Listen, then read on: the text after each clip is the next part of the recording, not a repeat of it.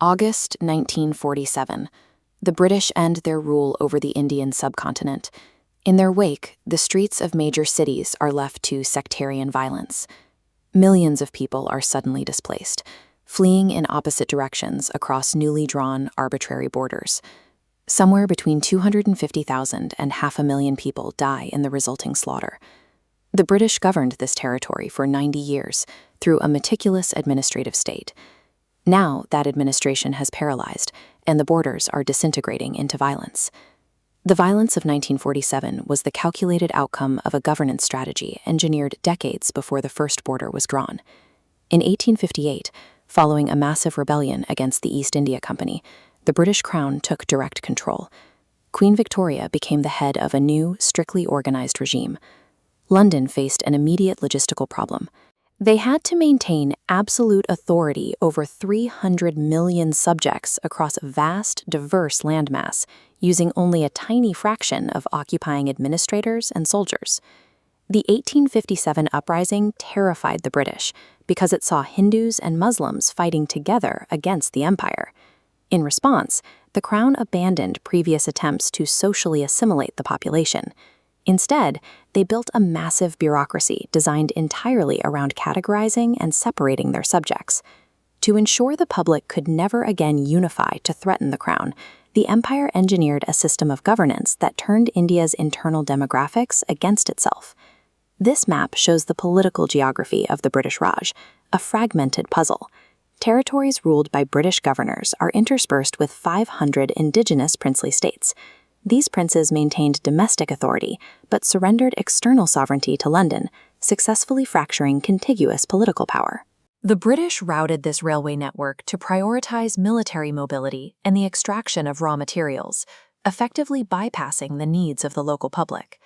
The infrastructure ensured that wealth flowed out to Britain, while the populace remained geographically isolated and politically neutralized. This visualization shows how the British categorized the public. From the 1871 census, an intermixed population was aggressively sorted into binary religious buckets. In 1905, Viceroy Lord Curzon weaponized this data, partitioning the Bengal province into a Muslim-majority East and Hindu-majority West. The decision ignited widespread local boycotts. The public recognized that Curzon was deliberately separating the Bengali people to weaken their growing political influence. By defining populations through religious census data, the British altered the basic mechanics of how Indians viewed their own political identity.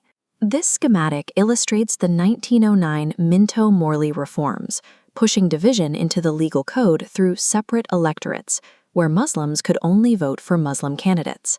This eliminated cross-community coalitions. Politicians now only needed to capture the extreme base of their religious track to win. Nationalist leaders like Mahatma Gandhi attempted to counter this by mounting massive civil disobedience campaigns, demanding unity between Hindus and Muslims to present a single front against the empire. But the legal framework had already shifted the political incentives. Reacting to the fears of a Hindu majority, leaders like Muhammad Ali Jinnah embraced the two-nation theory, declaring that Hindus and Muslims were entirely distinct civilizations requiring their own sovereign states.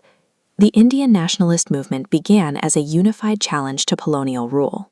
Now it was fractured along the exact religious fault lines the British had spent decades legally mapping and enforcing. By 1946, the British apparatus was failing. Exhausted and bankrupt from the Second World War, the empire could no longer afford the occupying army, and native naval forces were actively mutinying. The British government conceded it could no longer hold the territory. Instead of a careful transition, the new viceroy, Lord Mountbatten, rapidly accelerated the exit timeline and partitioned the subcontinent. This map shows the Radcliffe Line. Drawn in just weeks by a British judge who had never visited India, the borders severed shared river systems, railways, and entire provinces to carve out the new dominions of India and Pakistan. The moment the borders were announced, panic set in. Millions of people suddenly found themselves on the wrong side of the line, triggering one of the most lethal mass migrations in history. The British ruled India by systematizing its divisions. That architecture secured their empire for 90 years, but it guaranteed that when the crown finally retreated, it would leave behind a permanently fractured landscape, and a trauma that continues to define the region's conflicts even today.